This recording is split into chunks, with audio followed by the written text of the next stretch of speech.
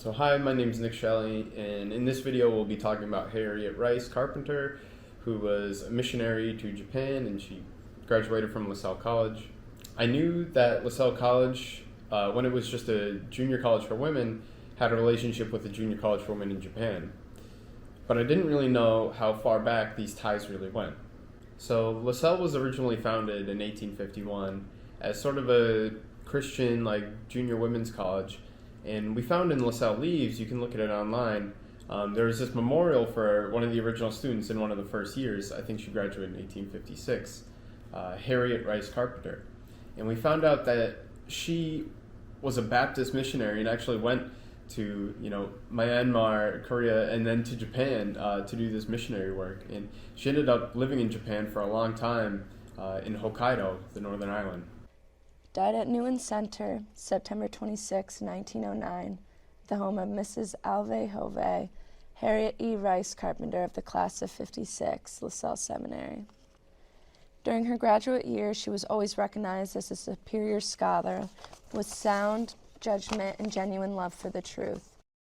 Often playful in her intercourse with others, Harriet Rice was a favorite, even with those who had little sympathy with her strong religious character and aims. At 20, she became principal at Colby Academy, New London. A few years later, she married Reverend C.H. Carpenter, and with him sailed as missionary to Ranvin, India, and soon after was stationed at Baron among the Kirans. After 15 years of work in India, failing health forced a long rest at Newton Center in the old Rice Mansion. Then came a removal to a new country, a new language, and a new people, the Ainus of Japan, the Aborigines of the islands. The Carpenters established themselves as Nimuro, the eastern point of Yezo. Very soon came the death and burial of the husband, and Mrs. Carpenter was left through the long, cold, dark Japanese winter, the only English-speaking person there. This drew out all the native kindness of the people and caused her name to be revered in all the region. Here for 20 years, she had personal charge of the missions, establishing a church, building a house, large enough for a chapel and Sunday school, providing a pastor, and all on her own charges. In 1906, she returned, and after 3 years declined in her sister's home, surrounded by every comfort, most tenderly ministered to quietly and unconsciously.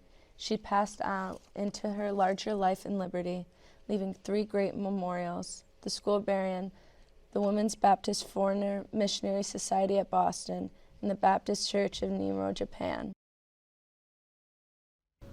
So really we want to know, who was this extraordinary Victorian woman? What was she doing in Japan? How did the locals react to her? And what was this missionary work all about? So realistically, we're going to go and see what we can find about her.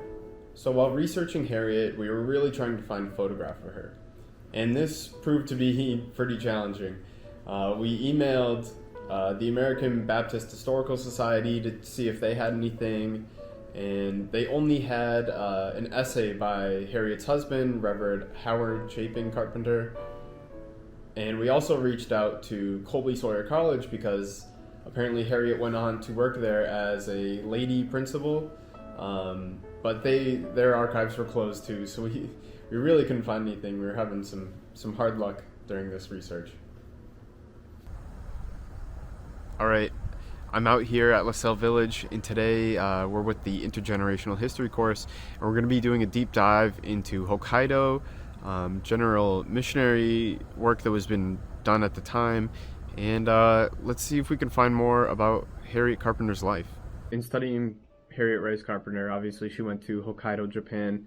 What can you tell me about Hokkaido? What was this place? Well, compared to the mainland Japan, it was a lot less industrialized. It was more agriculture, fishing and farming. Do you think that this sort of work was possible in Japan or only in Hokkaido? I think as a newly settled frontier. It's an almost. Interesting question. I think anything could have been possible, but I think it was a lot easier with Hokkaido because it was a little bit more smaller and more singled out, I guess. Mm-hmm. It was a little bit farther away from everything. Away from the center of the empire, yes. sort of. Okay. Right. In studying Harriet Rice Carpenter, we were looking over the people, in Hokkaido. I know they're called the Ainu people. What did you guys discover about them in your research? Who were these people? The Ainu people were indigenous people native to Hokkaido, the island. Mm-hmm. They were always considered like the most exotic people of the Pacific Rim because they were so physically different and culturally different from actual like Japanese people in the mainland. So the Ainu people, like Matt had said before, they were distinctly different, and the Ainu people faced a lot of systematic discrimination as well. Not only did they face everyday discrimination because they were easily identified between their eyes and their noses, as well as the facial tattoos. And not only that, but they were forced to do petty labor because of how much the other groups wanted to make them feel dehumanized, and to add to to worsen their situation, the Meiji government outlawed the Ainu language. They banned salmon fishing and deer hunting as well, which just dug their grave basically. I must say that the watchword of the times was conformity, and that came about with the Meiji Restoration. And so anything that was quote unquote foreign, such as the language, the culture, the food, the houses that the Ainu had, was definitely needed to be changed according to the majority government. And so that's when they came under these really strict regulations, which caused them to feel very much alienated from the group, and there was a lot of effort on the part of some of the Ainu to restore their language and to make sure that it was kept on, so that it was into that sort of world of the discrimination, but also trying to maintain their culture, that the Harriet and her missionaries stepped. Yeah, she set up a church, and she was able to do a lot of missionary work and kind of convert the Ainu people to Christianity, and she obviously was doing a very good job in her own way, but I think a lot of the followers that she had along with her were, kind of full of themselves, thinking of, oh, look what we're doing for the Ainu people. But Harriet, I think, had a more deeper connection with them. I think it was less, look what I'm doing, but more of, look what we can do.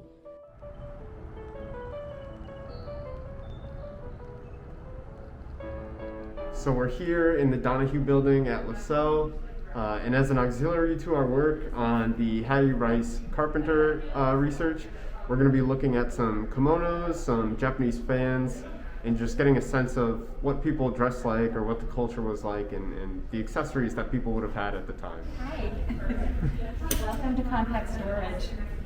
So this is where we house the collection, and as you can see, there's a rolling stack, so these stacks actually move, and we designed this in such a way where we can maximize the space. And this area houses our textiles. So we have clothing in here and accessories. It is quality controlled in terms of temperature and humidity. Humidity is very important. And so we have probably close to 2,000 items in this space. That's how efficient it is. I'm wondering what kind of organization methods do you guys use, or cataloging methods? Yeah, so the program that we use is called Past Perfect software, and that is it's very user friendly, and we do all of our cataloging in this system, and also we have an additional program for virtual exhibitions, and so now we can feature virtual exhibitions from the platform. Oh, so you could see all of this online? You can only see, so we've only digitized a third of the collection. All right, so I'm back here in the storage for the fashion department, and I'm getting a really good look at some of these hats and dresses and other garments. It's really quiet.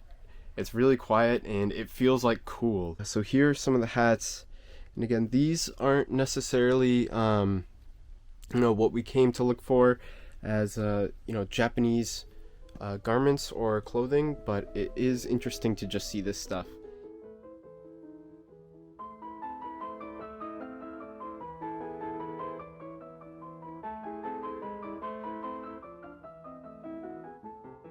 I'm going to start with Kiyo Yamawaki's kimono.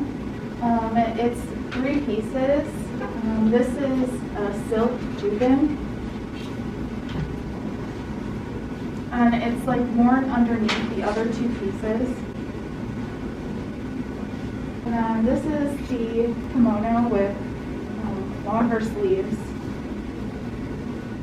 And this is the silk hand-painted and embroidered obi that is tied around the waist of the kimono. Kimonos, they are actually heavier than you might think, although they're made of silk, just due to the volume of the layering, and this piece itself is pretty heavy.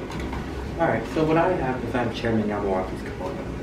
So on his obi, there is a little bit, it's kind of hard to see from a distance, but there's a little bit of embroidery on it. So a fine detail that just runs through the center of the entire obi.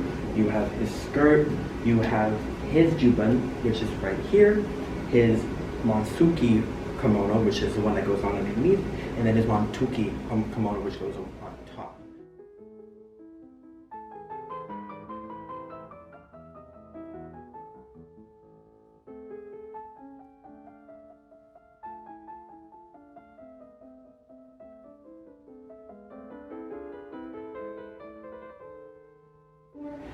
There's actually a lot of historical significance behind these hand fans.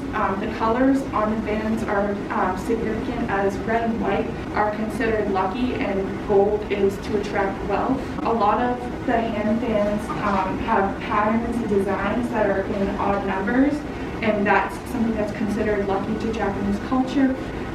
Fans were also thought to keep away evil, which is why they are super significant to religion and a lot of the ceremonial aspects of Japanese culture. They also were used to shade for royalty and were considered restorative to the soul, so that we thought that was very interesting when we came across that in our research. And fun fact, if you actually place a closed hand fan between yourself and someone else, it means that you're acknowledging their superior status. It seems like fans have been like a mainstay in Japanese like pop culture too. Why do you guys think like that? It's such like a sort of iconic thing. I feel like a big thing in pop culture now is accessories, kind of dressing up your outfit. A lot of people go towards like little things that you can kind of hold around that are easily accessible. And now, given, you know, face masks and everything like that, I feel like fans is kind of like an extension of that, like hiding your face. You know, the mystery who's behind that fan, I think, is what kind of expels this pop culture reference to having fans as an accessory. Yeah, the cry of our heathen sisters quote from the Worcester Daily Spy source and discussion. So yeah, we've talked a lot about missionaries and Harriet Carpenter. You know, what was the quality of her work? Like, what was actually happening here? Yeah. I guess what do you have to say, like, just off the bat? Yeah, on that, I feel like honestly it seems like more the American missionaries were trying to liberate themselves through going to Japan. They saw going to Japan as an opportunity to kind of like push feminism, to kind of sway the Ainu women into joining their cause, but at the same time they were kind of using it to kind of empower themselves. Yeah. So yeah, that was interesting. And this, I guess, the self-empowerment sort of all came together at the 1911.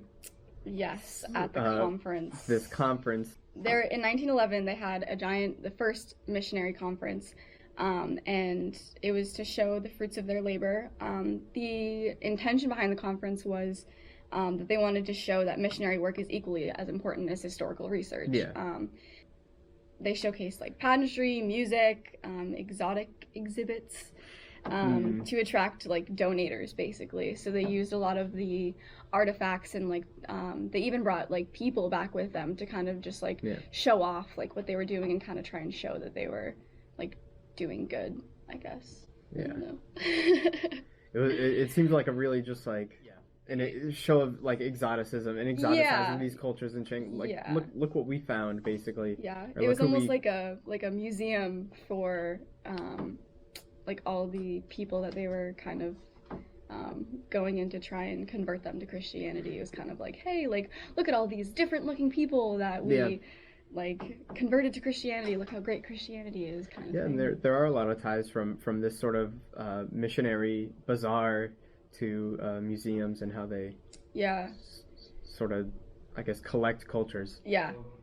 During this project, we were having not trouble finding sources, but finding sources that were particular about Harriet's like personal life, about exactly what she was doing. But you have found a Japanese source that you translated. Do you want to tell us a little bit about what you found? I guess I went to one blog that was connected with the original church, which amazingly still stands, although it's been renovated since then. But one of the blog writers said that he wasn't sure how successful they were at converting among the Ainu, but he does mention the name of one particular convert who it actually becomes really famous later as a member of the Japanese Diet, which is the Japanese parliament. Basically, he was not originally from Hokkaido, he was from Niigata Prefecture, but his father, who ran a brewery, fell into debt, died, and the family was in poverty, and so he had to move to his uncle's house in Nemuro, where he became an adopted son-in-law, which means that at age 14 he entered the household with the understanding that he would marry the daughter of the house. He would have to work for the house, and it looks like they did fishing. That house was strongly Buddhist, did not like Christians, but secretly, through a friend, he was able to start learning English with the carpenters.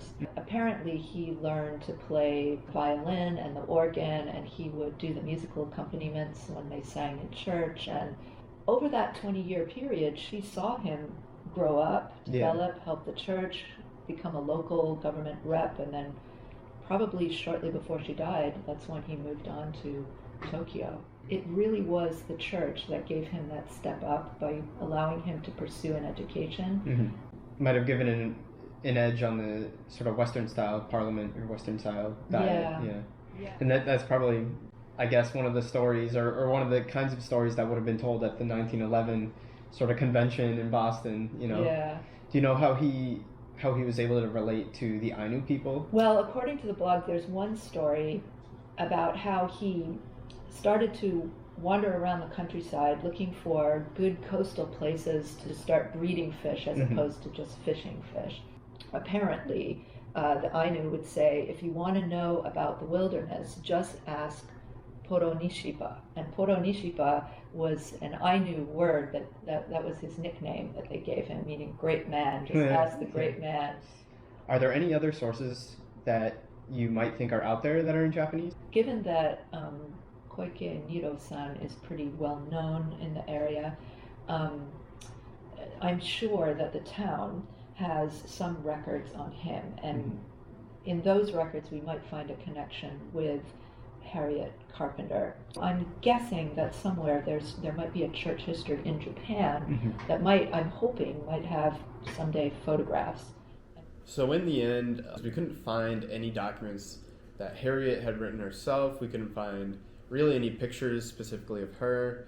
In the end, we still can say a lot about her. We researched missionaries going to Japan. We researched Hokkaido, Japan. We researched the Ainu people themselves. By looking at all the things surrounding her life, we were able to make inferences about her personal story, which is the great thing about history. So I hope we can learn more about Harriet and Lasell's history in the future, and thanks for watching.